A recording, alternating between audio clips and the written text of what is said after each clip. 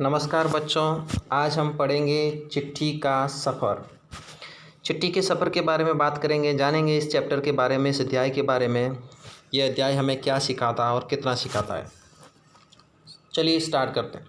अपनी 10-12 साल की ज़िंदगी में तुमने कुछ पत्र तो लिखे ही होंगे। यानी कि अभी आप कौन सी क्लास में हैं? क्लास अभी आप 5th में हैं। आपकी एज लगभग 10 से 12 साल। तो ये बोल रहा है अपनी 10-12 साल की एज में आपने कुछ तो पत्र लिखे ही होंगे, किसी न किसी को, चाचा को, चाची को, अपने कोई दोस्त को या भाई बहन कोई बाहर रहे उनको। तो वो बोल रहे हैं कि जो आपने पत्र लिखे हैं वो पत्र अपने सही पते और समय पर किस तरह पहुँचे होंगे, कि वो कैसे एकदम सही जगह पर पहुँच जाते हैं और जितना समय लेना एकदम सही समय पर पहुँच जाते हैं। ये बहुत सी बातों पर निर्भर करता है, जैसे कि चिट्ठी किस स्थान से किस स्थान पर भेजी जा रही है, यानी पत्र समय पे पहुंचा या नहीं पहुंचा और सही जगह पे पहुंचा या नहीं पहुंचा। इसके लिए कुछ बातें हैं जो बहुत ज़रूरी है। कौन कौन सी बातें? नंबर 1 की चिट्ठी किस स्थान से किस स्थान की ओर भेजी जा रही है, कहाँ पर भेजी जा रही है। दूसरी, संदेश पहुंचाने की कितनी जल्दी है, क्या मैसेज नॉर्मल है या इमरजेंसी है, सामान्य मैसेज है या आपातकालीन मैसेज है, वो भी देखा जाता है। तुमने पूरा और ठीक पता लिखा है कि नहीं, तुमने उस पर डाक टिकट लगाया है कि नहीं, आदि। तो इन बातों का ध्यान रखना बहुत ज़रूरी है। पता पूरा लिखना बहुत ज़रूरी है, पता सही भी लिखना बहुत ज़रूरी है और डाक टिकट भी लगाना बहुत ज़रूरी है। ये बातें हमेशा ध्यान रखना। ये डाक टिकट होगा, पता यदि सही होगा और ठीक लिखा होगा, पूरा पता लिखा होगा, तभी है जो ये चिट्ठी है जो सही जगह पर पहुँचेगी। अब बात आती है कि आपके मन में बहुत सारे प्रश्न उठते होंगे कि आखिर चिट्ठी, ये जो प्रश्न है यहाँ पे दिए जा रहे हैं कि आखिर जो ये जो चिट्ठी है वो कहाँ पर चिट्ठी है। जो ये जो आपके सामने कुछ प्रश्न दिखाई पड़ रहे हैं कि आखिर चिट्ठी पर डाक टिकट क्यों लगाया जाए, पूरे और ठीक पते से क्या मतलब है, ज़रूरत पड़ने पर संदेश को जल्दी कैसे पहुंचाया जाए, स्थान बदलने से चिट्ठी के पहुंचने पर क्या असर पड़ेगा। तो देखिए बहुत सारी बातों का मैं आपका है जो इन बातों का ये जो कुछ प्रश्न आपके दिल में उठते हैं उनको मैं समाधान कर देता हूँ। चिट्ठी पर डाक टिकट इसलिए लगाना बहुत ज़रूरी है। यदि डाक टिकट नहीं लगाएंगे तो चिट्ठी है जो हमारी वेरीफाइड हो जाएगी। हाँ की वेरीफाइड चिट्ठी है, डाक टिकट लगा हुआ है, उससे है जो रजिस्टर्ड हो जाती है। या नहीं तो हर कोई चलता बच्चा है जो आप कुछ लिख कर के डाल देगा तो पहुंचाना और बहुत मुश्किल है। दूसरी बात है कि इसमें ये लिखा है कि इसमें है जो पता है वो पूरा है, जो ठीक से क्या मतलब है। पूरे और ठीक पते से मतलब यही है कि एकदम पता सही होना चाहिए और एकदम पूरा होना चाहिए। पता आप अधूरा देंगे तो क्या संभव है? बिल्कुल संभव नहीं है। अधूरा आधा पता लिखने पे ये संभव नहीं हो पाएगा। और पता ठीक भी होना चाहिए सब कुछ, ऐसा नहीं कहीं और का पता दे दिया और दोस्त कहीं और रह रहा है। ज़रूरत पड़ने पर संदेश को जल्दी कैसे पहुंचाया जाए, ये भी है जो आपको बता दें। ज़रूरत पड़ने पे आजकल है जो स्पीड पोस्ट नाम से एक स्पीड पोस्ट किया जाता है, तो उससे जरूर जल्दी पहुंच जाती। स्थान बदलने से चिट्ठी पर पहुंचने पर क्या असर पड़ेगा? बिल्कुल, आप जिस स्थान पहुंचने से वो चिट्ठी पहुंचेगी नहीं सही जगह पर, क्योंकि वो पहले से स्थान बदल चुका है। इसलिए स्थान बदलने से वो सही जगह पर नहीं पहुंचेगी, बहुत कुछ असर पड़ता है। तो ये कुछ बातें हैं ध्यान देने योग्य। नेक्स्ट देखते हैं क्या लिखा है। इनमें से कुछ सवालों के जवाब शायद तुम्हारे पास हो, खासकर तुम में से उनके पास जो डाक टिकट इकट्ठा करने का शौक़ रखते होंगे। आप में से भी बहुत सारे लोग होंगे जो डाक टिकट इकट्ठा रखने का शौक़ करते हैं। चलिए यहाँ पे देखें, इन सवालों के जवाब के लिए ज़रा नीचे दिए गए लिफाफों को गौर से देखो और दोनों पतों को दी गई जगह में लिखो। तो देखिए आपको क्या करना है, इन जो ऊपर आपके मन में जवाब थे उनको नीचे लिफाफे दिए गए उनको देखना है और दोनों पतों को दी गई जगह में लिखना है। पहले इन लिफाफे को देख लेते हैं। देखिए एक वन साइड ये लिफाफा है और दूसरी साइड ये लिफाफा। आप देख रहे हैं कि यहाँ पे एकदम करेक्ट पता लिखा है एकदम, और यहाँ पे पिन कोड भी मेंशन किया हुआ है। यहाँ पर देखिए कुछ भी नहीं, महात्मा गांधी जहाँ हो वहाँ वर्धा, इस तरीके से लिखा गया। तो इसमें पूरा पता नहीं है और ठीक भी नहीं है, इसलिए ये पत्र नहीं पहुंच सकता। और इसमें ये सारी चीज़ें हैं, इसलिए पत्र आसानी से पहुंच जाएगा। तो आपको भी एकदम ठीक और पूरा पता लिखना है। ये दोनों पते किस तरह से भिन्न है? गांधी जी को भेजे गए पत्र में पते की जगह पर लिखा है महात्मा गांधी जहां हो वहां वर्धा, जबकि लिफाफे पर इमारत या संस्था से लेकर शहर तक का नाम लिखा हुआ। पते में सबसे छोटी भौगोलिक इकाई से शुरू करके बड़ी की ओर बढ़े हैं। हमेशा ध्यान रखना है कि सबसे छोटी इकाई सबसे पहले लिखी जाती है और सबसे बड़ी बाद में। तो पते में स्टार्टिंग में यानी कि शुरुआत में सबसे छोटी इकाई कहे तो आपके मकान के नंबर होता है वो सबसे पहले लिखा जाता है, मकान नंबर। उसके बाद क्या लिखा जाता है? उसके बाद है जो गली या मोहल्ला लिखा जाता है, आपका गली कौन सी है। फिर उसके बाद में मोहल्ला लिखा जाता है, मोहल्ला कौन सा है। उसके बाद में आपका एरिया लिखा जाता है, छोटा मोटा जो भी एरिया, उसके बाद गांव या सिटी लिखी जाती है और उसके बाद है जो स्टेट लिखा जाता है। तो इस तरीके से पता है, जो पते में हमेशा है जो सबसे पहले सबसे छोटी भौगोलिक इकाई होती है, उसके बाद बड़ी होती है ये। और यहाँ देखिए, यहाँ मतलब बताइए, छोटी से बड़ी भौगोलिक इकाई का मतलब ये हुआ कि घर के नंबर के बाद गली या मोहल्ले का नाम स्पष्ट बताया गया। सबसे पहले क्या करना है, सबसे पहले घर का नाम लिखना है या नंबर लिखना, उसके बाद गली या मोहल्ले का नाम, उसके बाद फिर गांव का नाम, फिर कस्बे का नाम, फिर शहर का नाम, जिस हिस्से में उसका नाम। तो इस तरीके से है जो ये लिखना पड़ता है आपको। फिर है जो गांव या शहर का नाम आएगा, शहर के नाम के बाद लिखे अंक को पिन कोड कहते हैं। तो जो सबसे लास्ट में लिखा जाता है उनको पिन कोड कहते हैं। पिन कोड कब लिखा जाता है, तो इस तरीके की ये बातें आपको समझ में आनी चाहिए। जो अभी हमने पता देखा उसमें पिन कोड हमें लिखा हुआ मिला। तो इस तरीके से ये देखिए, आप पता देख लीजिए, यहाँ पर है जो पिन कोड लिखा हुआ है स्पेशली, ये देखिए शहर के बाद में जो लिखा हुआ है यहाँ पे मैं आपको स्पेशली बता, ये इसको कहते हैं पिन कोड। जो इस ब्रैकेट में इन कॉलम में लिखा जाता है, 6 अंक का होता है, 6 डिजिट का होता है। तो जो चलिए नेक्स्ट चलते हैं। तो ये है जो आखिर में लिखा जाता है, सबसे आखिर में, ये आखिर में लिखा जाता है। हर जगह को एक पिन कोड दिया गया है। अच्छा, हर जगह, जहाँ पे भी जगह, हर जगह को एक पिन कोड दिया गया है। ये सोचने लायक बात है कि आखिर पिन कोड की ज़रूरत क्या है, यानी पिन कोड की क्या ज़रूरत पड़ गई। हमारे देश में अनेक ऐसे कस्बे, गांव, शहर हैं जिनके नाम एक जैसे हैं। पते के बाद पिन कोड लिखने से गंतव्य स्थान पर पता लगाने में डाक छांटने वाले कर्मचारियों की मदद मिलती है और पत्र जल्दी से बांटे जा सकते। देखिए, मैं सीधा सा बता देता हूँ, पिन कोड लिखने की सबसे ज़रूरत इसलिए पड़ी सबसे अधिक क्योंकि बहुत सारे कस्बे, गाँव या शहर जिनके नाम एक जैसे हैं, नंबर 1। नंबर 2 है जो जिस स्थान पे जा रहा है उनका पिन कोड होगा, तो जो डाक छांटने वाले जो कर्मचारी होते हैं, जो डाक अलग अलग करते हैं कि कौन सी डाक कहाँ पर जाएगी, उनको बहुत हेल्प मिलती है, इसलिए पिन कोड जाते हैं।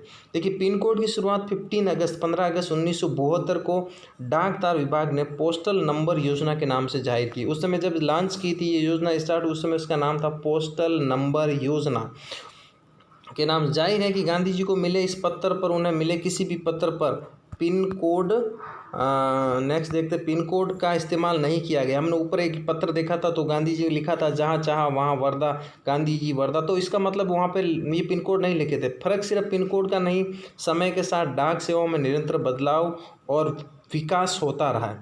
हम पहले समझ लेते हैं कि ये पिन कोड होता क्या है। देखिए, हम समझते हैं, pin code postal index number. Pin code है जो पोस्टल इंडेक्स नंबर का छोटा रूप है। किसी भी जगह का पिन कोड 6 अंकों का होता है। हर जगह का एक खास स्थानीय अर्थ होता है, उस एरिया से रिलेटेड होता है। सभी जो अंक होते हैं, हर एक अंक का इंपॉर्टेंस होता है। उदाहरण के लिए NCERT को भेजे गए लिफाफे पर लिखा अंक है 110016। तो हमने ऊपर देखा था, उस पर लिखा है 110016। ये देखिए, यहाँ पे है जो ये स्पष्ट लिखा हुआ है और यहाँ पे कोई पिन कोड नहीं लिखा। तो इनका मतलब समझते हैं कि इनका मतलब क्या। देखिए, तो सबसे पहले इसमें पहले स्थान पर दिया गया अंक ये बताता कि ये पिन कोड दिल्ली, हरियाणा, हिमाचल प्रदेश, पंजाब या जम्मू कश्मीर का है। यानी ये एक एरिया है जो इस पिन कोड को निर्देश या इंडिकेट करता है कि ये पर्सनली यहीं से है। अगले 2 अंक यानी 10 ये तय करते हैं कि ये दिल्ली राष्ट्रीय राजधानी क्षेत्र है, जो दिल्ली के उप क्षेत्र दिल्ली का कोड है, यानी कि ये दिल्ली के उप क्षेत्र का कोड है। तो अभी बात 110 की हो गई, अब 016 बचे हैं।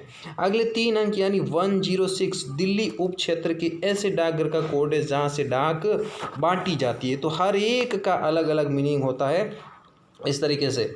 नेक्स्ट देखिए, अब तुम्हारा स्कूल जहाँ पर है उस इलाके का पिन कोड करो। आपको बच्चा अपने स्कूल के पिन कोड आपको पता ही होगा, नहीं तो पता करो अपने, और अपने घर के इलाके का पिन कोड नंबर भी पता करो। ये तो आप सबको पता होगा क्योंकि घर के पिन कोड या घर का एड्रेस सभी लोग जानते हैं पता। पिन कोड की जानकारी डाकघर से प्राप्त की जा सकती है। डाकघरों में टेलीफोन डायरेक्टरी की तरह पिन कोड डायरेक्टरी भी मिलती है। तुम्हारे इलाका का पिन कोड तो तुम्हारे मोहल्ले में लगे लेटर बॉक्स पर ही लिखा होगा। आपके मोहल्ले में एक लेटर बॉक्स लगा होगा, वहाँ पर है जो ये पिन कोड मिल जाएंगे। प्रमुख जगह या शहरों के पिन कोड नंबर तुम्हें कहाँ का मिल सकते हैं, तो ये इस तरीके से आपको ये पता करना। चलिए, यहाँ पे एक और इंटरेस्टिंग चीज़ दी है, टिकट संग्रह का शौक काफ़ी लोकप्रिय है। धीरे धीरे इनमें टिकट संग्रह के अलावा डाक से जुड़ी और बहुत सी चीज़ें शामिल हो गई है। आपको भी टिकट संग्रह करना, इन टिकट कलेक्शन करने का शौक होगा। इसके अलावा और भी है जो बहुत सारी चीज़ें अब है जो साथ में कलेक्शन होने लग गई है। इसको डाक का विज्ञान कहना गलत नहीं होगा, बिल्कुल डाक का विज्ञान कह सकते सकते हैं क्या तुम जानते हो इस विज्ञान को क्या नाम दिया गया है, पता करो। और यहाँ पे आपको लिखना है कि इसको क्या कहते हैं। तो आप लिख सकते हैं डाक विज्ञान। बहुत पुराने समय में कबूतरों के द्वारा संदेश भेजे जाते थे। जब संदेश वहाँ कबूतरों की बात हो रही है तो उन इंसानों की बात कैसे न हो जो ऐसे समय से डाक पहुँचाने का काम करते हो। देखिए हमारे जो देश में है या बहुत पुराने समय में है, जो मैसेज भेजे जाते थे वो कबूतरों से भेजे जाते थे। कबूतर है जो हमारा मैसेज कन्वे करते थे। तो इस तरीके से पहले वो भी कुछ इंसान वैसे भी है जो मैसेज या हमारा डाक पहुंचाते थे। तो जब संचार और परिवहन के साधन बेहद सीमित थे उस समय भी इंसान है जो डाक पहुंचाते थे। बात हो रही है उन हरकारों की जो पैदल ही आम आदमी तक चिट्ठी पत्री पहुंचाने का काम करते थे। पहले ज़माने में जो लोग डाक पहुंचाने का जो काम करते थे उनको कहते हैं हरकारे। तो पहले ज़माने में जो डाक पहुंचाते थे उनको हरकारे कहते हैं और हरकारे पैदल ही जाया करते थे। लेकिन राजा महाराजाओं के पास घुड़सवार हरकारे हुआ करते थे। लेकिन जो बड़े लोग थे, जो राजा महाराजा थे, उनके पास तो घुड़सवार हुआ करते थे। वो तो घोड़े पर बैठ के जाते थे। तो घोड़े पर जो डाक ले जाता है उनको कहते हैं घुड़सवार हरकारे। जो घुड़सवार हरकारे वो घोड़ों पर डाक लेके जाते थे और पैदल चलते थे उनको कहते हैं हरकार। तो ये बात है अलग अलग। हरकारों को न सिर्फ हर तरह की जगहों को पहुंचना होता था बल्कि डाक की रक्षा भी करनी होती थी। ऐसे नहीं है कि हरकारे हमसे डाक लेके चले गए, बस उस जगह तक पहुंचना होता है और मैसेज आप बोल करके बता दे कि ये मैसेज था। नहीं, उनको है जो जगह तक जाने के साथ साथ डाक भी एकदम सुरक्षित लेके जाना होता था। तो डाक को सुरक्षित डाक खतरा किससे रहता था? बिल्कुल डाक को बहुत तरीके से खतरा रहता था। डाकू, लुटेरों या फिर जंगली जानवर के चपेट में आने का डर हमेशा रहता था। डाकू भी लूट लेते थे, लुटेरे भी लूट सकते थे और जानवर भी इंसानों को खा सकते। आपको पता है जंगल उस समय पहले के ज़माने में बहुत मात्रा में जंगल हुआ करते थे, तो बहुत ज़्यादा खतरा रहता था। आज भी भारतीय डाक सेवा दुर्गम जहाँ जाना कठिन हो उसको कहते हैं दुर्गम, जहाँ पर जाना बहुत कठिन हो। तो आज भी भारतीय डाक सेवा दुर्गम और पहाड़ी इलाकों में, अब आपको पता होगा कि पहाड़ी इलाकों में है जो ट्रेनें नहीं चलती, बस नहीं चलती, फ्लाइट या हवाई जहाज़ नहीं चलती, तो ऐसे इलाकों में हरकारों पर ही निर्भर है। मतलब वही पैदल हरकारे जो पहले ज़माने में काम करते थे। जैसे यहाँ एक एग्जाम्पल ये दिया गया है कि जम्मू कश्मीर के लद्दाख खंड में पदम, ये एक जगह का नाम है, पदम जंस्कार जैसी कई जगह है जहाँ हरकारे डाक पहुंचाते हैं। बहुत सारी जगह है जहाँ हरकारे हैं जो डाक पहुंचाते हैं, जहाँ है जो अभी वर्तमान जैसी फैसिलिटी सुविधाएं नहीं है, बस नहीं है, गाड़ी नहीं है, ट्रेन नहीं है, रेल नहीं है। ऐसा आजकल तो संदेश भेजने के लिए नए और तेज़ साधन आसानी से उपलब्ध हो गए हैं।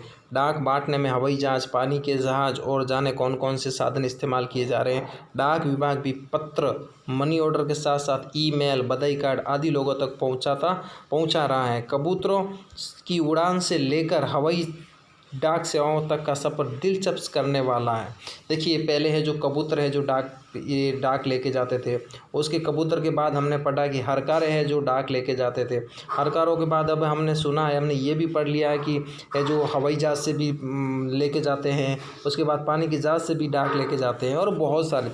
वैसे आपको पता है कि आजकल का ये जो है मैसेज भेजने का तरीका मोबाइल हो गया, 1 सेकंड में हम किसी को मैसेज भेज सकते हैं और रिप्लाई भी पा सकते हैं। इसलिए चिट्ठी का ज़माना थोड़ा चला गया है, लेकिन चिट्ठी हमेशा सुरक्षित सेफ रखी जा सकती है। इन जो मोबाइल के जरिए भेजे जाने वाले मैसेज सुरक्षित और सेफ नहीं रह सकते। तो ये कबूतरों से ये बड़ा ही दिलचस्प है। पहले कबूतर जान करके आप आश्चर्य होंगे। देखिए पढ़ते हैं कुछ कबूतरों के बारे में। कौन सी सरकार है, कौन सी गवर्नमेंट है जो अभी भी ऐसा ही करती है, पढ़ेंगे। तो सोचकर आश्चर्य होता है कि कबूतर जैसे पक्षी संदेशवाहक भी हो सकता है। संदेशवाहक ये 2 शब्दों से बना है। सबसे पहले है संदेश प्लस वाहक, यानी वाहक कहते हैं संदेश को लेके जाने वाला, तो इसलिए ये हो गया संदेश वाहक। तो संदेश लेके गए जाने वाले कबूतर को यानी संदेश वाहक भी हो सकता है, संदेश पहुंचाने वाला। कबूतर की कई प्रजातियां होती हैं और ये सभी संदेश लाने ले जाने का काम नहीं कर सकती। सारी प्रजातियां या सारे कबूतर संदेश लाने ले जाने का काम नहीं कर सकते। ओनली 2 ही गिरेबाज या फिर हुमर, यही 2 कबूतर की प्रजातियां हैं जो हमारा मैसेज है जो पहुंचाया जा सकती, हुमर और गिरेबाज, जिसे प्रशिक्षित करके डाक संदेश भेजने के काम में लाया जाता। पहले इनको प्रशिक्षित किया जाता है, इनको ट्रेनिंग दी जाती आती है।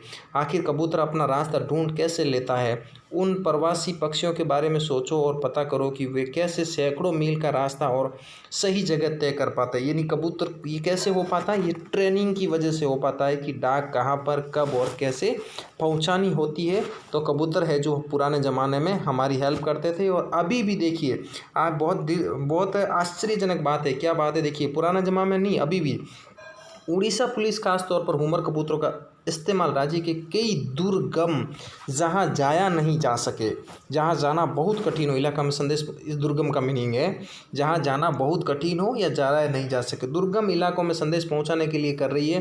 कानून व्यवस्था, संकट और अन्य मौक़ों पर संदेश के लिए ये कबूतर बहुत ही उपयोगी साबित हुए। मतलब जिस समय संकट की व्यवस्था हो गई या कानून व्यवस्था बनानी है जिसमें इंसान जा नहीं सकता या जाने योग्य स्थान नहीं है, उस समय ये कबूतर बहुत ही उपयोगी सिद्ध हुए हैं। कबूतरों की संदेश सेवा बहुत सस्ती है और उन पर खास खर्च नहीं आता। कबूतर पर खास खर्च नहीं आता। हर कार्य लोग तो अपना पेंशन या मंथली जो भी पेमेंट बनता है वो लेते हैं, यानी वो तो पैसे लेके काम करते हैं, लेकिन कबूतरों को क्या चाहिए? दाना पानी चाहिए, इसलिए ये सस्ती है। इन कबूतरों का जीवन 15 से 20 साल तक होता है। जो ह्यूमर है या जो गिरेबाज कबूतरों का जीवन है वो 15 से 20 साल तक होता है और 8 से 10 साल तक वे बहुत अच्छा काम करते हैं। स्वस्थ ओनली 8 से 10 साल तक करते हैं। स्वस्थ कबूतर एक दिन में 1000 किलोमीटर तक का सफ़र कर सकता है। आपको पता है एक दिन में 1000 किलोमीटर ट्रेन का सफ़र करना भी बहुत मुश्किल होता है। एक्चुअल में अभी आजकल के इन दिनों में ट्रेन तो सफ़र कर देती है, लेकिन कबूतर 1000 किलोमीटर बहुत आसानी से चला जाता है, तो इतना इसलिए सस्ता है। यदि कोई महत्वपूर्ण संदेश पहुँचाना हो तो 2 कबूतरों को भेजा जाता था, यानी एक साथ 2 कबूतरों को भेजा जाता था। उसका रीज़न क्या था? ताकि कोई जैसे बाज के हमले जैसी अनहोनी स्थिति में भी दूसरा कबूतर संदेश पहुंचा जा सके। यानी कोई पक्षी, बड़ा पक्षी हो जैसे बाज जैसा पक्षी हो या कोई हमला कर देते हैं तो जो दूसरा कबूतर है वो उनसे मैसेज लेकर के पहुंचाया जा सकता है और एक कबूतर वहाँ पे लड़े या बाज से छुटकारा पाया जा सके। इसलिए 2 कबूतर बहुत ज़रूरी होते थे महत्वपूर्ण संदेशों में। शायद ये पढ़कर तुम एक ऐसे कबूतर की कहानी पढ़ना चाहो जो दूसरे विश्व युद्ध में संदेश पहुंचाता था। देखिए एक ऐसा भी कबूतर है जिनके बारे में सुन के बहुत आश्चर्य होगा आपको कि दूसरा विश्व युद्ध, सेकेंड वर्ल्ड वार हुआ था, उस समय एक कबूतर था जो संदेश पहुंचाता था।